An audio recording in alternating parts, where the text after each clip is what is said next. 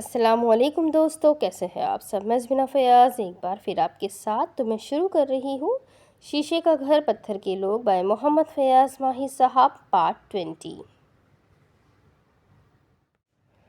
اقصیٰ نے اپنے بے ہنگم کہکہوں سے گھر بھر میں ہنگامہ شور شرابہ برپا کر رکھا تھا۔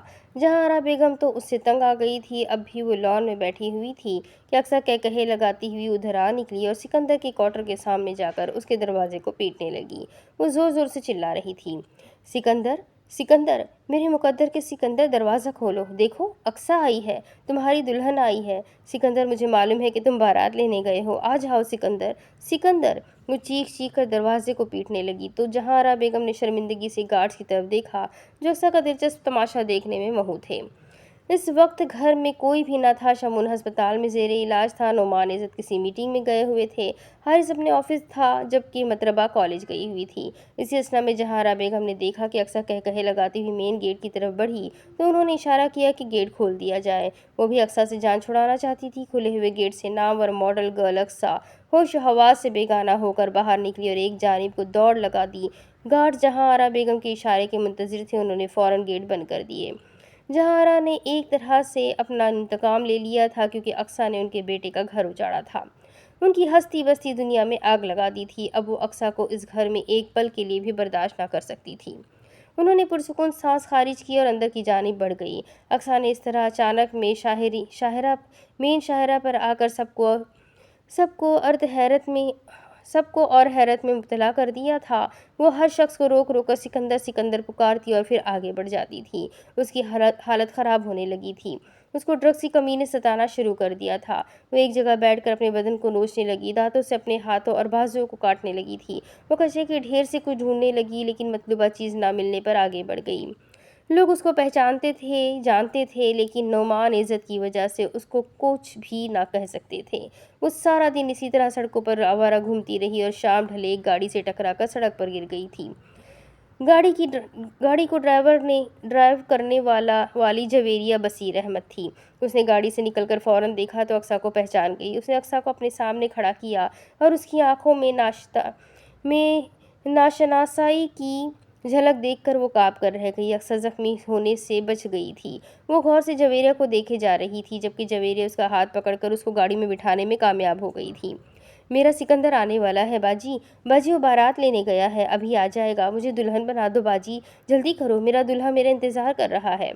اقصیٰ نے یہ کہہ کر بے ہنگم کہکہے لگانے شروع کر دیے تو جویریہ نے گاڑی وہاں سے بھگا دی۔ چند ہی منٹوں بعد وہ ہمت اور حوصلے سے نعمان عزت کے محل کے سامنے پہنچ گئی تھی۔ اس نے ہارن بجایا تو چوکیدار نے گیٹ کھول دیا کیونکہ وہ سب جویریہ کو پہچانتے تھے اور اقصیٰ کے بے ہنگم کہکہے بھی اس سب کو اپنی جانب متوجہ کر رہے تھے۔ اقصیٰ کے کہکہوں اور جویریہ کی گاڑی کے ہارن نے سب کو اپنی جانب متوجہ کر لیا تھا۔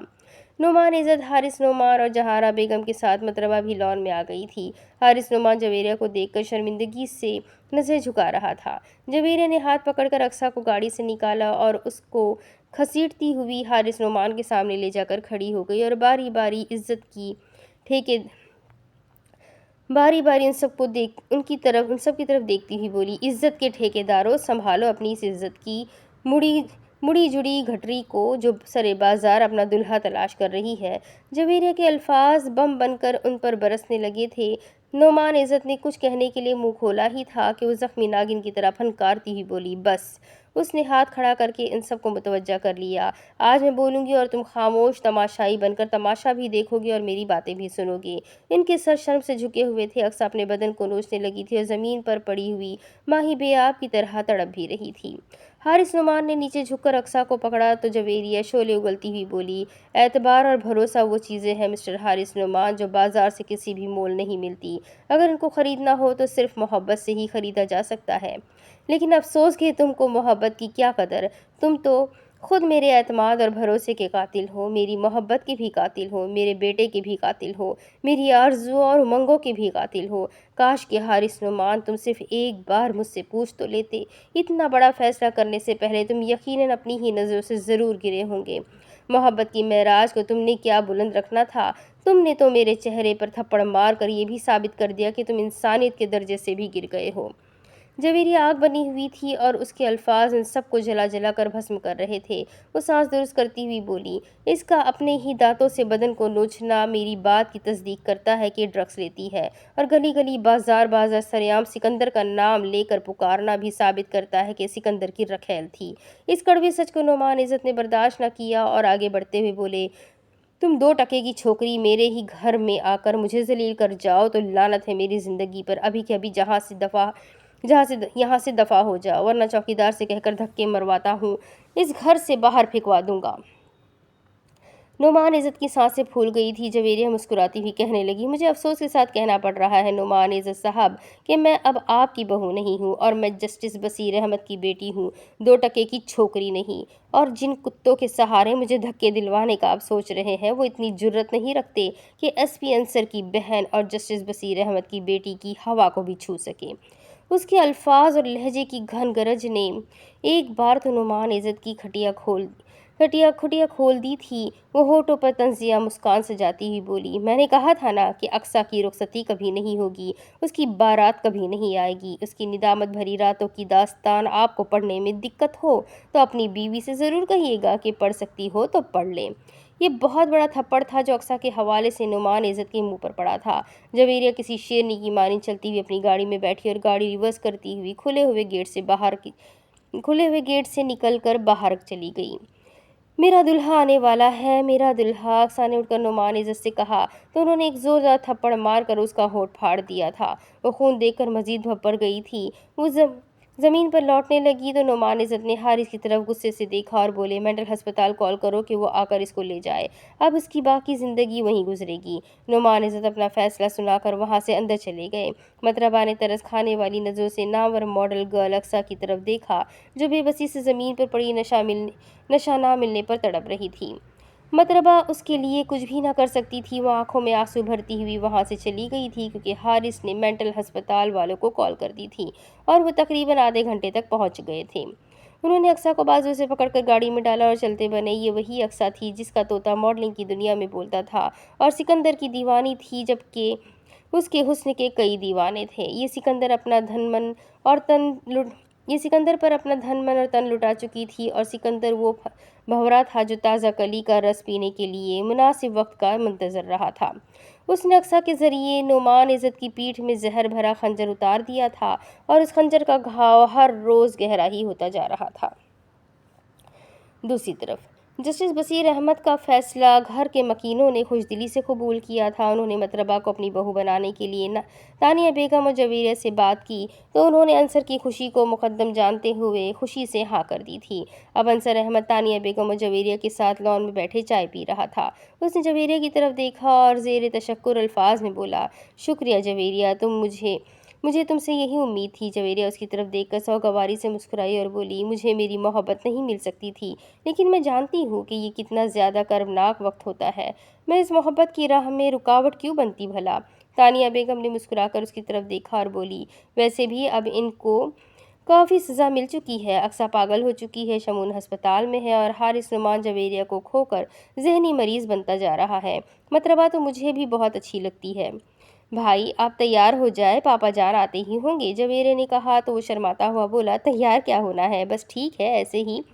जवेरिया पहली बार खिलखिलाकर हंस पड़ी थी। वो तलाक के बाद आज पहली बार हंसी थी। अंसर ने आगे बढ़कर उसके सर पर प्यार से हाथ रखा और बोला, यूं ही सदा हंसती रहो, खुदा करे कि तुम्हारी ज़िंदगी में कभी भी कोई गम ना आए।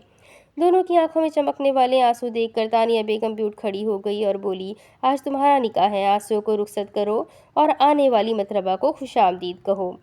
अम्मी अगर वो ना आई तो? अंसर अहमद ने बच्चों की तरह कहा तो जवेरिया खिलखिला कर हंसती हुई बोली, ओए होए इतनी बेताबी भाई, क्या अपनी मोहब्बत पर एतमाद नहीं है? एतमाद तो है, लेकिन डरता हूँ कि उस ख़ानदान में गमों के बाद आने वाली खुशी शॉर्टकट रास्ते से आ रही है, कहीं खुदा न खास्ता कुछ हो ही ना जाए। कुछ नहीं होगा, तुम देखना, वो ज़रूर आएगी, वो उसकी तरफ से गवाह भी आएगी और उसकी तरफ से गवाह भी आएंगे। तानिया बेगम ने कहा तो अंसर और जवेरिया हैरान होकर उनकी तरफ देखने लगी। मतरबा की तरफ से गवाह कौन होगा मम्मा? अंसर की हैरानगी बजा थी। साइमा उसको माँ बनकर और अयाज उसको भाई बनकर रुखसत करने के लिए आने वाले थे। जवेरिया और अंसर के लिए ये मालूमात हैरान कुन थी। उसका मतलब ये है कि अब साइमा बुआ मेरी सास है। खुशगवार हैरत में डूबा हुआ अंसर अहमद खुशी से फूले ना समा रहा था। अंसर अहमद अंदर की जानिब बढ़ गया तो जवेरिया ने तानिया बेगम से पूछा, मम्मा मतरबा घर से कैसे आएगी और क्या नुमान इज़्ज़त जैसा बंदा इस निकाह को कबूल कर लेगा? तानिया बेगम उसकी तरफ देखती हुई बोली, नुमान इज़्ज़त कुछ भी नहीं कर सकेगा क्योंकि उसने इस घर से टक्कर लेने की गलती की है। जो घर ना इज़्ज़तों का रखवाला है और कानून जानता है, जो घराना इज्जतों का रखवाला है और कानून जानता है, लड़की बालिग हो और बाशऊर हो तो वो अपनी मर्जी से अपनी ज़िंदगी का फैसला कर सकती है। जवेरिया उनकी बात सुनकर ताईदी अंदाज में सर हिलाने लगी। मतलबा सीधी साइमा के घर जाएगी और वो उसको लेकर इधर आएंगे। लेकिन मम्मा, अयाज या साइमा बुआ इस शादी में इतनी दिलचस्पी क्यों ले रहे हैं? हालांकि वो लोग तो साइमा को जानते भी नहीं है। जवेरिया का ये सवाल खासा वजन रखता था। जवेरिया, अयाज को अल्लाह ताला ने एक ऐसा हुनर दिया है कि वो दूसरों के दिल में घर कर जाता है।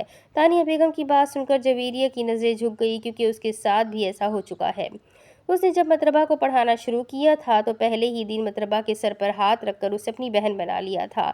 अब तुम भी तैयार हो जाओ। ठीक है अम्मी, वो बेदिली से बोली तो तानिया उसकी तरफ देखती हुई कहने लगी, जवेरिया एक बात पूछूं? जी मम्मा पूछे।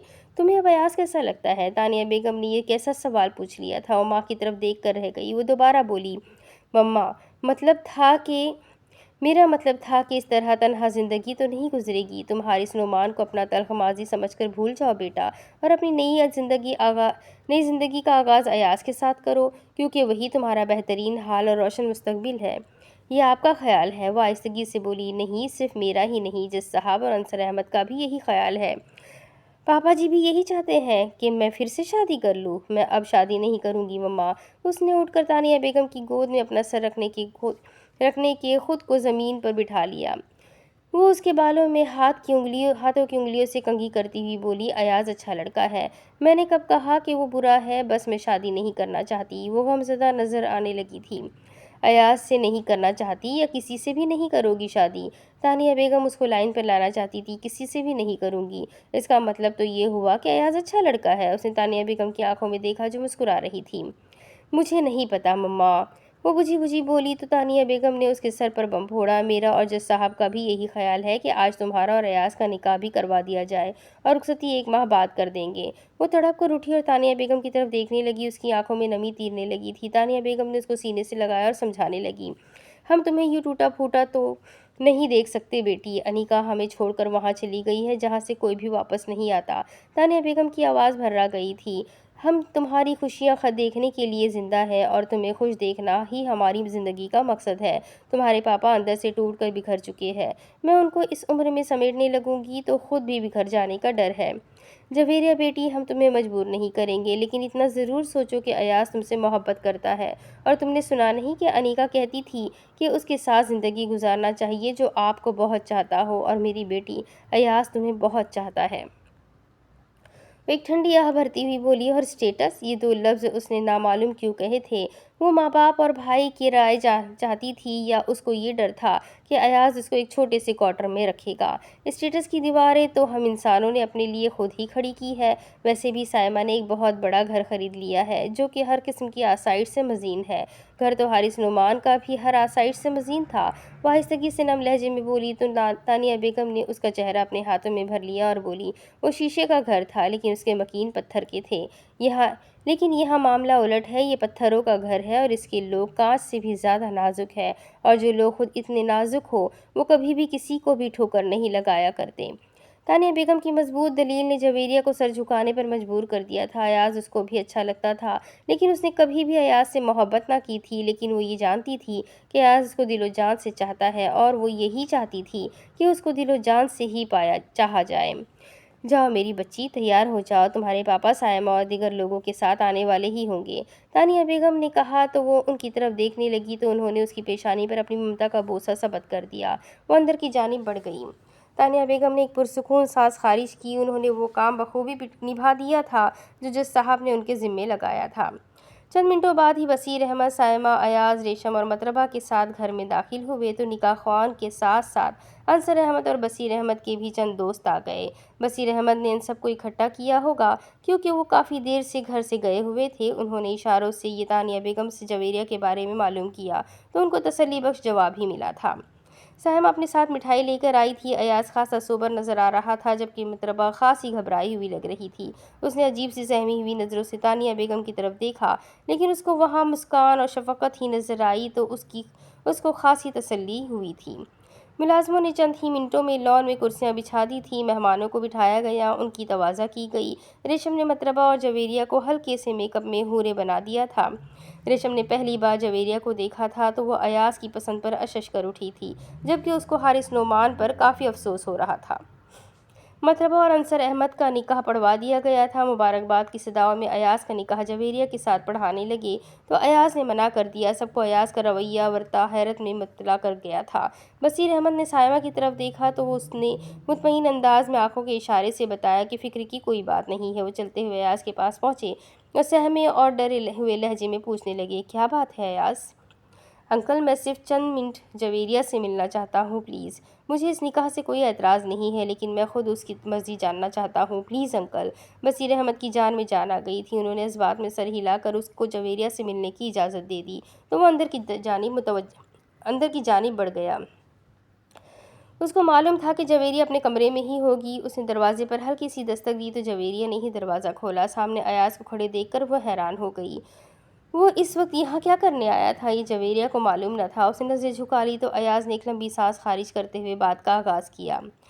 सुने, इस बात का बरमल्ला इजहार तो कर ही चुका हूँ कि मैं तुमसे मोहब्बत करता हूँ, लेकिन मुझे मालूम नहीं कि मेरी मोहब्बत इतनी ताकतवर है कि वो कोई भी समझौते की भेंट नहीं चढ़ेगी। जवेरिया उसकी तरफ पुश्त करके खड़ी थी। वो आहिस्तगी से बोली, मैं आपकी मोहब्बत की कदर करती हूँ अयाज। मैंने ये फैसला किसी समझौते के तहत नहीं किया, बल्कि ये सोच कर किया है कि जिसको चाहा जाए अगर वो ना मिले तो ये दुनिया फीकी और बेरंग लगने लगती है। मैं इस कर्ब से गुजर कर बहुत कुछ सीख चुकी हूँ। इसका तो ये मतलब हुआ कि तुम मेरे साथ निकाह नहीं बल्कि मेरी ज़ात से हमदर्दी की बिना पर हाँ कर रही हो। अयाज के लहजे में कर्ब नुमाया था। वो तड़प कर मुड़ी तो उसकी आंखों में आंसू थे। अगर मुझे आपसे सिर्फ हमदर्दी होती तो आज तक ये फूल संभाल कर ना रखा होता। जवेरिया ने वही फूल अयाज की तरफ बढ़ा दिया जो उसने उसको इसी कमरे में दुल्हन बनकर खड़ी जवेरिया को दिया था। अयाज वो फूल देखकर हैरान रह गया और खुशगवार हैरत से बोला, तो इसका मतलब है कि मैं इसका क्या मतलब समझूं जवेरिया? इसकी खुशबू आज भी वैसी ही ताज़ा है जैसी उस रोज़ थी, लेकिन ये आज मेरी तरफ से है अयाज। जबीरे ने मुस्कुराकर उसकी आंखों में देखा तो वो आंखें झुकाकर शुक्रिया अदा करता हुआ वहाँ से निकल आया। चंद मिनटों बाद उसका और जवेरिया का निकाह पढ़ा दिया गया था। बसीर अहमद के घर में काफ़ी देर बाद खुशियाँ तो रक्सा हो गई थी, लेकिन अनीका की गैर मौजूदगी ने इन सबको गमगीन कर दिया था। साइमा को मुबारकबादें मिल रही थी। वो उस घर में 25 साल तक मुलाजमा बनकर रही थी और आज तकदीर की मेहरबानी और मोहब्बत की फतह ने इसको उस घर की समधन बना दिया था। बसीर अहमद भी काफ़ी खुश थे। साइमा को तानिया बेगम ने गले लगाया तो उसकी आंखों से आंसू निकलने लगे थे। सब मेहमानों को अच्छा खाना खिलाकर उनका शुक्रिया अदा करके रुखसत कर दिया गया था। अंसर अहमद मतरबा को पाकर बहुत खुश था और मतरबा भी अंसर अहमद की मोहब्बत मिल जाने पर बहुत खुश थी। अब जवेरिया की रुखसती 1 माह बाद होना थी, लेकिन प्लान के मुताबिक अब नोमान इज़्ज़त को फ़ोन करना बाकी था। उसको बताना था कि उसकी बेटी का निकाह बसीर अहमद के बेटे के साथ कर दिया गया है। अब घर के अफराद ही रह गए थे। लाउंज में बैठकर बसीर अहमद ने मतरबा और साइमा की तरफ देखा और लैंडलाइन से नोमान इज़्ज़त के मोबाइल का नंबर डायल करना शुरू कर दिया। तीसरी घंटी पर कॉल रिसीव की गई तो दूसरी तरफ से नोमान इज़्ज़त की आवाज़ सुनकर मतरबा के आंसू बहने लगे।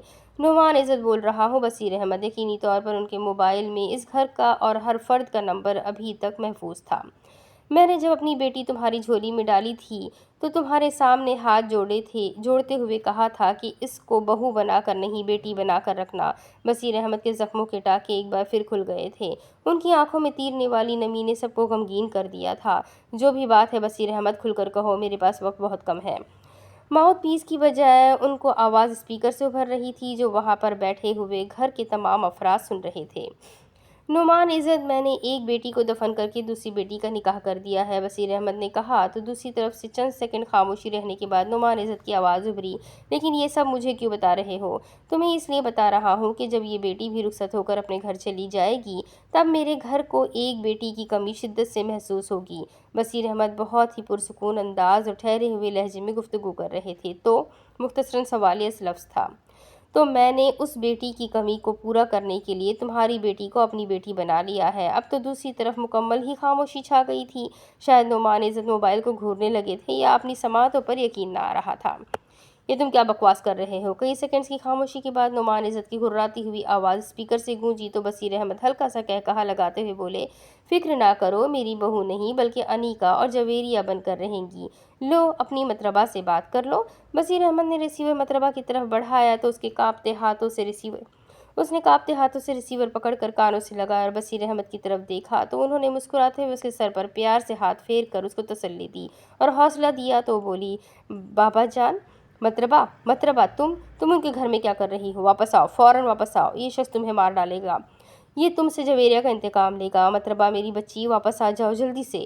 نعمان عزت کی آواز میں جھنجھلاہٹ، غصہ اور التجائیں ملی جلی ہوئی نظر آنے لگی تھی۔ میں نے اپنی مرضی سے انصر احمد سے نکاح کر لیا ہے بابا جان، مطربہ نے کہا، میں اب کبھی واپس نہیں آؤں گی بابا جان، مجھے معاف کر دے پلیز، مما سے بھی کہیں کہ مجھے معاف کر دے، کیونکہ میں انصر کے بغیر زندہ نہیں رہ سکتی تھی۔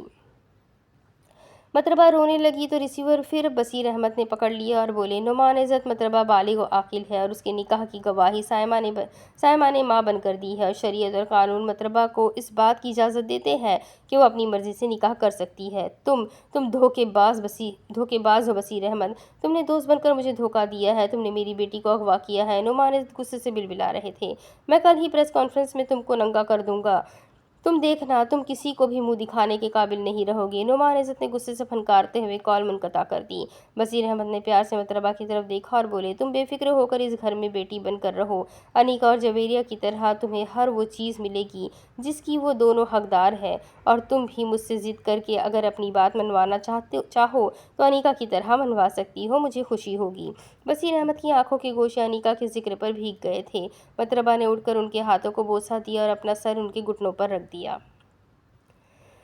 دوسری طرف نعمان عزت کسی بھپرے ہوئے شیر کی مانی ادھر سے ادھر ٹہل رہے تھے۔ ان کی سمجھ میں نہ آ رہا تھا کہ وہ کیا کرے اور کیا نہ کرے۔ جویریہ کو طلاق دینے کے بعد گویا خوشیاں ان کے گھر سے روٹھ گئی تھی۔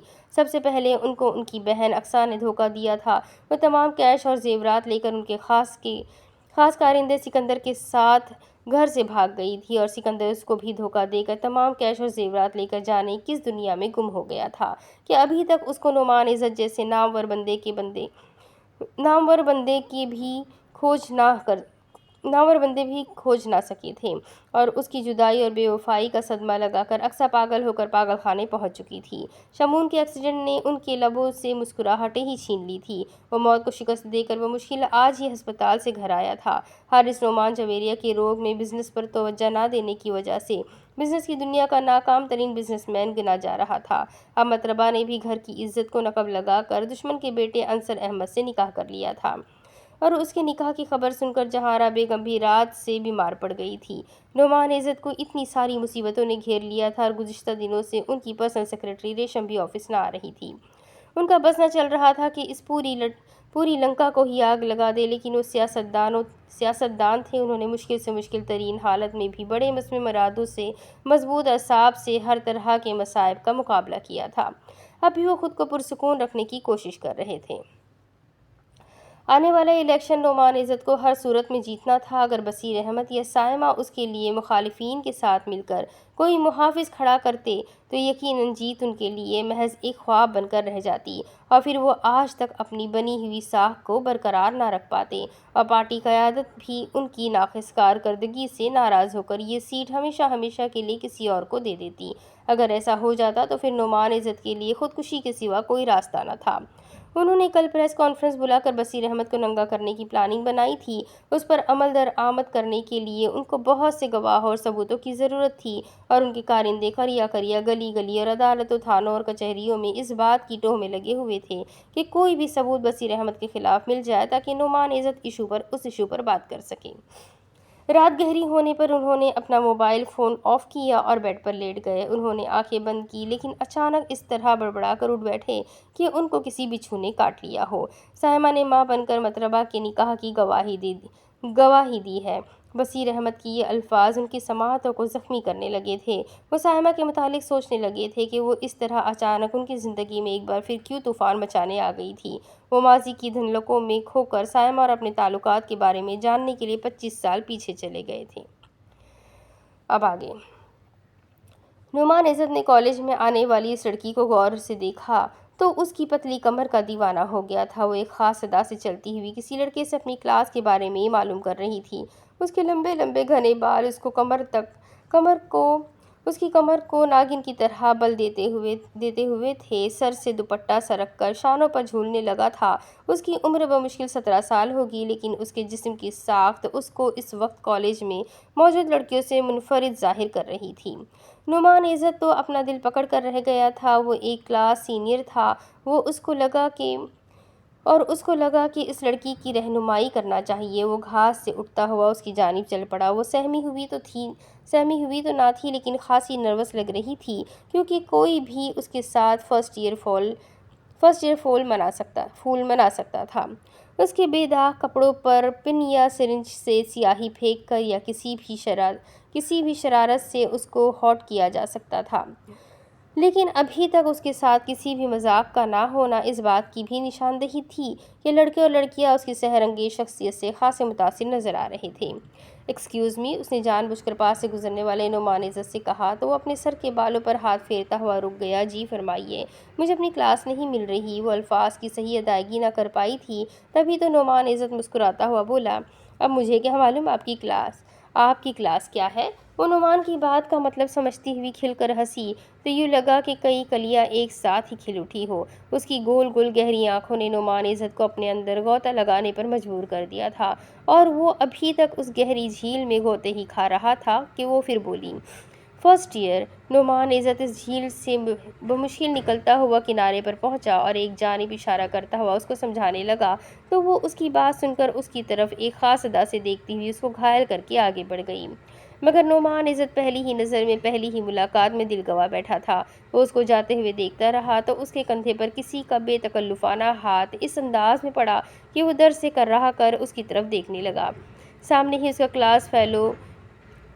کلاس فیلو ابوذر کھڑا مسکرا رہا تھا۔ وہ تو گئی بالکل اسی طرح جس طرح اسٹیشن سے کوئی گاڑی وقت سے چند منٹ پہلے ہی نکل جاتی ہے۔ اس کو عجیب و غریب مثالوں نے اس کالج میں فیمس اسٹوڈنٹ کے طور پر مشہور کر دیا تھا۔ میں تو اس کی ہیلپ کے لیے بتا رہا تھا کہ وہ کدھر سے گزرتی ہوئی اپنی کلاس تک جا سکتی ہے۔ نعمان عزت کھسیانہ سا ہو کر ابوذر کو قائل کرنے کی کوشش کر رہا تھا۔ تو پھر آ جاؤ، کینٹین پر تمہارا جگر انتظار کر رہا ہے۔ ابوذر نے اس کو کھینچا تو وہ چلتا ہوں کہہ کر اس کے ساتھ کالج کینٹین کی جانب بڑھ گیا، جہاں اس کا دوست، اس کا جگر، اس سے ایک کلاس سینئر بصیر احمد انتظار کر رہا تھا۔ وہ اس کو دیکھ کر کھل اٹھا تھا۔ آگے بڑھ کر پرتپاک انداز میں گلے لگا کر ملا تو نعمان عزت حیران رہ گیا، کیونکہ وہ ابھی کل ہی تو ملے تھے اور بصیر احمد اس سے اس انداز میں مل رہا تھا جیسے کہ عرصہ بیت گیا ہو اور وہ مدت بعد ملے ہوں۔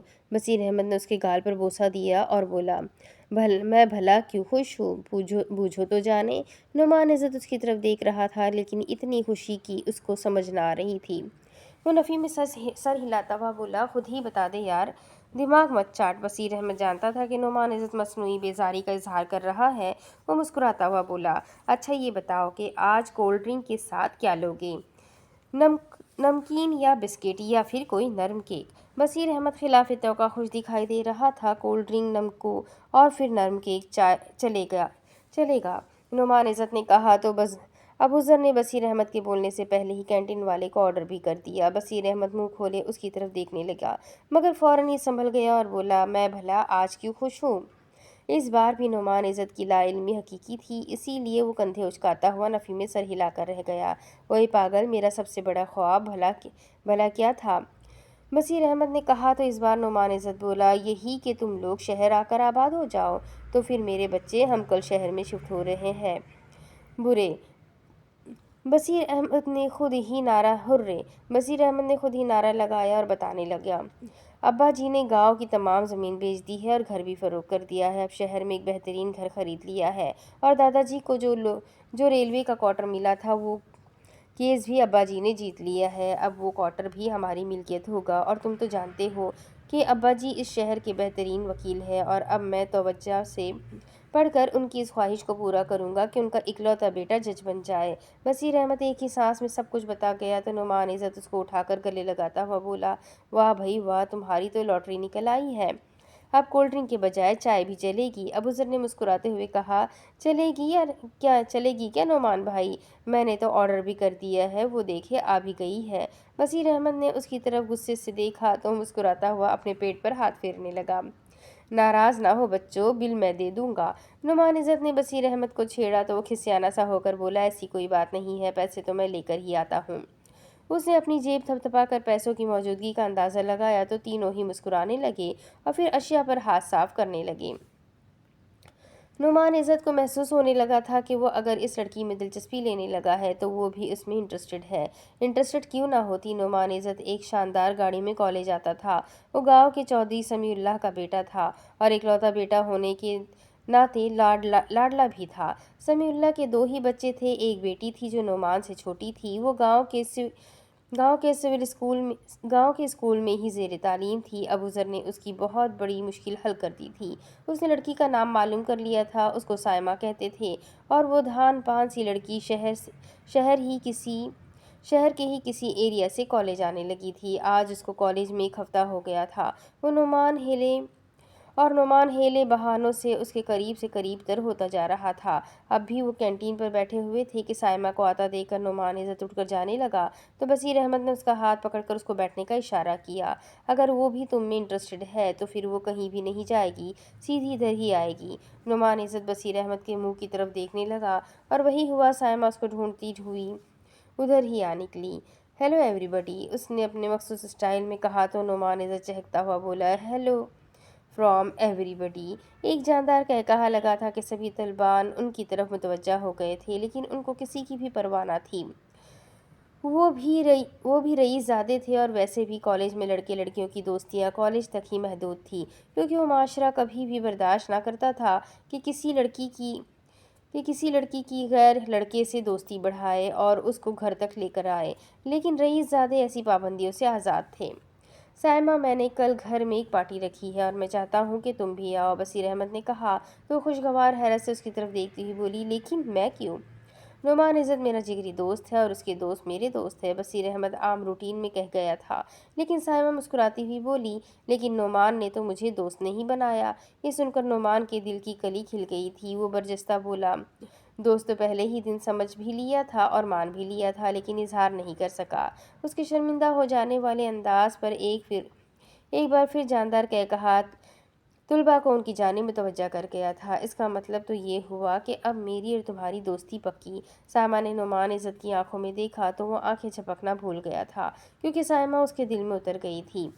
اگلے دن بصیر احمد کے گھر میں پارٹی رکھی گئی تھی۔ بصیر احمد نے نیا گھر خریدا تھا، اس کے والدین ابھی گاؤں میں ہی تھے، وہ چند دنوں بعد آنے والے تھے۔ بصیر احمد نے اس موقع سے فائدہ اٹھا کر دوستوں کو گھر میں مدعو کیا تھا۔ خوب ہلا گلا کرنے کا پروگرام تھا۔ نعمان عزت خاصی بے چینی سے سائمہ کا منتظر تھا۔ سائمہ نے اسے دوستی کا اظہار کر کے اس کی نیندوں پر قبضہ کر لیا تھا، اس کے سکون و قرار کو لوٹ لیا تھا۔ وہ راتوں کو کھلی آنکھوں سے سائمہ کے سپنے دیکھنے لگا تھا۔ اس نے دیکھا کہ سائمہ سیاہ رنگ کی ساڑی میں ملبوس ہو کر کوٹھی کے گیٹ سے داخل ہو رہی تھی۔ نعمان عزت نے یہ بات خاص طور پر محسوس کی تھی کہ سائمہ کی آمد کے ساتھ ہی موسم نے بھی رنگ تبدیل کر لیا تھا۔ مدھم دھوپ نے پیار کی ردا اوڑھ کر اس پر سایہ کر دیا تھا۔ پرندوں کی چہچہاہٹ بھی ترنم اور لے میں بولنے لگی تھی، ہوائیں بھی سروں میں محبت کے ترانے گانے لگی تھی۔ سائمہ ایک خاص صدا سے چلتی ہوئی اس کے پاس پہنچی تو خوشبو کا تازہ ہلا اس کے نتنوں سے ٹکرا گیا۔ وہ نشیلی آنکھوں سے اس کو دیکھے جا رہا تھا۔ کیا دیکھ رہے ہو نعمان عزت؟ اس کی آواز سن کر وہ چونکا اور کھسیانہ ہو کر بولا، یقین کرنے کی کوشش کر رہا ہوں کہ قدرت اب بھی شاہکار تخلیق کرتی ہے۔ اس نے بہت ہی اچھے الفاظ میں 17-18 سال کی سائمہ کی تعریف کی تھی۔ وہ کلیوں کی طرح مسکراتی ہوئی اس کی طرف دیکھ کر بولی، قدرت کی تخلیقات بہت وسیع ہے، لیکن میرے لیے تو قدرت یہیں سے شروع ہو کر تم پر ہی ختم ہو جاتی ہے۔ नुमान इज़्ज़त शायराना अंदाज में बोला तो वो होठों पर मुस्कान सजाती ही बोली, शायराना अंदाज और इश्क में भीगे हुए अल्फाज इस बात का पता देते हैं कि जनाब को किसी से मोहब्बत हो गई है। उसने नुमान इज़्ज़त का जवाब भी ना सुना और आगे बसीर अहमद की तरफ बढ़ गई। उसने मुस्कुराहट से साइमा का इस्तकबाल किया था। साइमा को देखकर बहुत से लड़के दिल थाम कर रह गए थे, जबकि उसकी क्लास फेलोज उसको हसद और हसद की निगाहों से देखती थी। वो रौनक महफिल बनी हुई थी। नाच गाने में महू साइमा की साड़ी का पल्लू ढलक गया तो अज़ा की शायरी ने वाज़ेह होकर नुमान इज़्ज़त की आंखों को चकाचौंध कर दिया। बल्कि वहाँ पर मौजूद सुल्तान नामी नौजवान ने साइमा का हाथ पकड़ लिया। वो शराब पिए हुए लग रहा था। साइमा ने उससे हाथ छुड़ाने की कोशिश की, लेकिन उसकी गिरफ्त मजबूत थी। उसकी चीख की आवाज़ सुनकर नुमान इज़्ज़त ने मामले को संजीदगी से नोट किया और आगे बढ़कर सुल्तान के सामने खड़ा हो गया। सुल्तान, साइमा का हाथ छोड़ दो, नुमान ने तहम्मुल मिजाजी से कहा। तो सुल्तान, जो कि उसका क्लास फेलो था और नशे में धुत भी था, वो नुमान इज़्ज़त की तरफ देखता हुआ बोला, देखो भाई नुमान, ये हमारे कॉलेज की लड़की है और इस पर सबका ही हक हुआ ना। मगर इसकी बात सुनकर नुमान इज़्ज़त ने एक जोरदार थप्पड़ सुल्तान के मुंह पर दे मारा तो उसका सारा नशा ही काफूर हो गया था। तुम तुम तुमने इस लड़की की खातिर मेरे मुंह पर थप्पड़ मारा है नुमान। क्या लगती है ये तुम्हारी? बताओ कौन है ये? क्या लगती है तुम्हारी? नुमान इज़्ज़त ने साइमा की तरफ देखा और उसका पहली बार हाथ पकड़ता हुआ बोला, मैं इससे मोहब्बत करता हूँ। इसका ऐलान मोहब्बत सुनकर साइमा भी हक्की बक्की रह गई। वो भी नुमान इज़्ज़त की तरफ देखने लगी थी। किसी को भी मैं इस बात की इजाज़त नहीं दूंगा कि मेरी मोहब्बत पर गंदी नज़र डाले। मैं साइमा से मोहब्बत करता हूँ और इस बात का ऐलान करता हूँ। अब अगर किसी में जुर्रत है तो आए और साइमा को छूकर भी दिखाए। नुमान इज़्ज़त की इस हरकत पर साइमा तो खुशगवार हैरत में मुब्तला हो गई थी, लेकिन बसीर अहमद की पार्टी ख़राब हो गई थी। स्टूडेंट्स एक एक करके वापस जाने लगे थे। मैं तुम्हें छोड़ाता हूँ, नुमान इज़्ज़त ने साइमा से कहा। वो तशक्कुर आमेज़ नज़रों से बोली, तुम्हें ख्वामखा ही तकलीफ़ होगी। मैंने तुमसे मोहब्बत का इजहार नशे की हालत में नहीं किया है, दिल से किया है। नुमान के प्यारे अंदाज पर उसको काफ़ी प्यार आ गया था।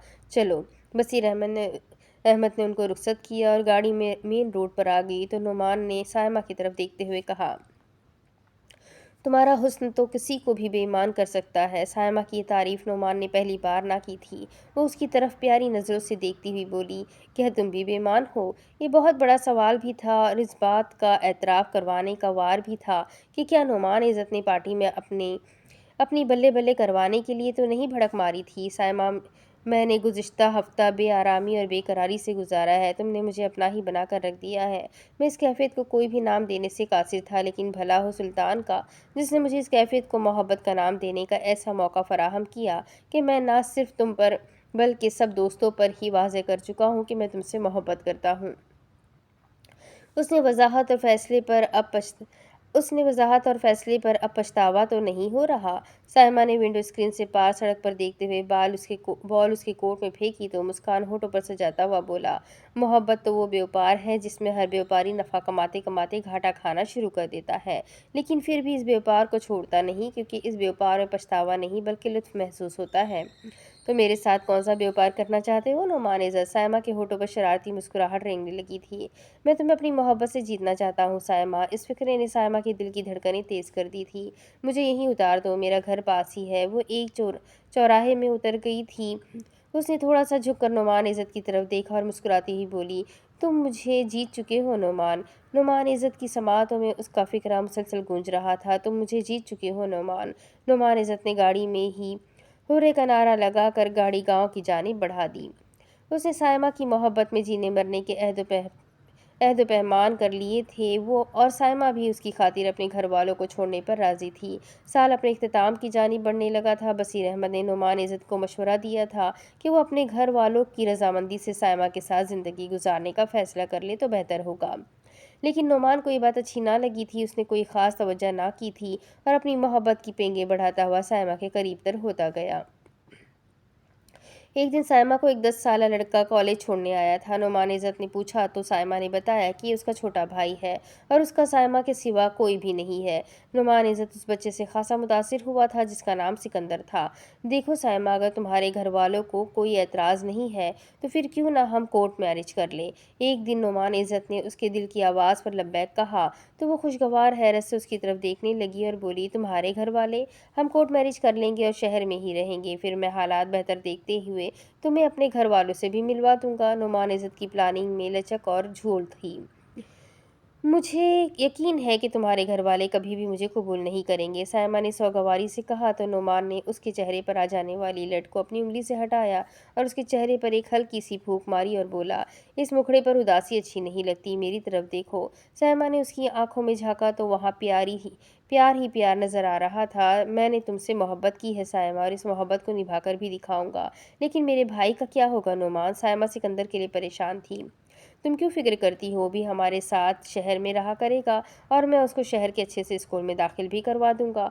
साइमा के लिए ये बात खुशगवार थी कि सिकंदर को भी कोई तकलीफ ना होगी और नुमान उसको स्कूल में भी दाखिल करवा देगा। लेकिन नुमान, मेरी तालीम का क्या बनेगा? जाने मन पढ़ लिख कर भी तो तुम्हें नुमान इज़्ज़त की बेगम साहिबा ही बनना है। मुझे तुम ऐसे ही कबूल हो। नुमान का खूबसूरत अंदाज उसको घायल कर गया था। उसने आंखें बंद करके अपनी रजामंदी जाहिर कर दी थी। बसीर अहमद ने नुमान इज़्ज़त को कई बार समझाया था कि वो साइमा के घर बार के बारे में मालूमात ले ले। वो कौन है, कहाँ से आती है, किसकी बेटी है, कैसे लोग हैं। लेकिन नुमान इज़्ज़त किसी भी बखेड़े में ना पड़ना चाहता था, क्योंकि उसके दिल में ये चोर था कि अगर वो साइमा के बारे में मालूमात इकट्ठी करेगा तो साइमा के वालिदैन भी नुमान के बारे में पूछते पूछते उसके घर तक पहुंच जाएंगे। और अभी से अगर बात समीउल्लाह के कानों में पड़ जाती तो फिर नुमान इज़्ज़त को अभी के अभी कॉलेज से हटाकर गांव में ही नज़रबंद कर दिया जाना था। नुमान इज़्ज़त ने बसीर अहमद की बात को कोई अहमियत ना दी थी, क्योंकि उसके अपने भी तहफ़्फ़ुज़ात थे। वो किसी भी सूरत पर साइमा को खोना ना चाहता था और साइमा को पाना ही उसकी ज़िंदगी का हुसूल था। उसने बसीर अहमद को राज़ी किया। वो अपना रेलवे वाला आर्जी तौर पर दे क्वार्टर उनको आर्जी तौर पर दे देगा। वो चंद माह उसको उस क्वार्टर में साइमा को रख कर फिर हालात बेहतर होने पर गांव ले जाएगा। बसीर अहमद ने शशोपन में मुब्तला होकर उससे हामी भर ली और शर्त पर रखी कि वो उसके अब्बा जी को किराया अदा करता रहेगा, ताकि उनको किसी भी किस्म का शक ना रहे। नुमान इज़्ज़त के लिए पैसा कोई प्रॉब्लम ना था। उसने हर तरफ से राह हमवार करके एक दिन साइमा को कॉलेज यूनिफॉर्म में ही प्रपोज कर दिया तो वो उसकी तरफ देखती हुई मुस्कुराने लगी। नुमान, मैं ये तो नहीं कहूँगी कि तुम मोहब्बत के मानी तो जान लो, लेकिन इतना ज़रूर कहूँगी कि ये राह बहुत कठिन है। एक बार फिर सोच लो, मेरे बारे में अच्छी तरह जांच पड़ताल कर लो। वो मुस्कुराता हुआ उसकी आंखों में देखने लगा और उसका हाथ पकड़कर बोला, साइमा, मैंने तुमसे मोहब्बत की है। तुम्हारे आगे पीछे क्या है, कौन है, कैसा है, क्यों है, इस बात की मुझे कोई परवाह नहीं है। मैंने तुम्हारी आंखों में जो सच्चाई देखी है वही मेरी मोहब्बत की सिंध है। बस, इसके बाद किसी भी चीज़ की ज़रूरत नहीं है। साइमा खुद को खुशकिस्मत समझने लगी थी, क्योंकि उसको जवानी की पहली ही सीढ़ी पर कदम रखते ही नुमान जैसा वजीह शख्स मिल गया था जो उसको दिलो जान से चाहता था। उसने एक बार फिर सिकंदर का तस्करा किया था तो नुमान इज़्ज़त ने उसको यकीन दिलाया कि वो हमारे साथ ही रहेगा। साइमा को हर तरह से इत्मीनान दिलाने के बाद नुमान इज़्ज़त क्वार्टर की सफाई सुथराई करवा कर उसको पेंट वगैरह करवाया और एक कमरे को बेहतरीन तरीके से संवारा। अब साइमा की रजामंदी पर अगले जुम्मा का दिन तय किया गया था कि उन दोनों का निकाह चंद दोस्तों की मौजूदगी में होगा। साइमा ने इम्तिहान दे दिए थे, लेकिन नुमान इज़्ज़त उससे सीनियर क्लास में था, इसलिए उसके एग्ज़ाम अभी बाकी थे। उसने अपने एग्ज़ाम की परवाह ना की और दोस्तों को जुम्मा वाले दिन क्वार्टर में मद्दू कर लिया था। बसीर अहमद उसके कामों में पेश थे, लेकिन वो इस काम को अच्छा ना समझ रहे थे। वो नुमान की दोस्ती के हाथों मजबूर थे। उसने उनके निकाह का बंदोबस्त कर दिया था। साइमा दुल्हन बनकर बैठी थी और निकाह होने वाला था कि ऐन फिल्मी सिचुएशन की तरह 3 हट्टे कट्टे मर्द और 2 औरतें जिनके मुंह में पान थे अचानक क्वार्टर में आ धमके। अब इसकी आगे की कहानी मैं आपको अगले किस्त में सुनाती हूँ कि ये हट्टे कट्टे लोगों ने आकर वहाँ क्या किया और आगे की स्टोरी क्या है। बहुत इंटरेस्टिंग है, तो मेरे साथ बने रहें। अगली किस्त में फिर मिलेंगे। तब तक के लिए अपना खूब सारा ख्याल रखें, मुझे भी दुआओं में याद रखें। अल्लाह हाफिज़।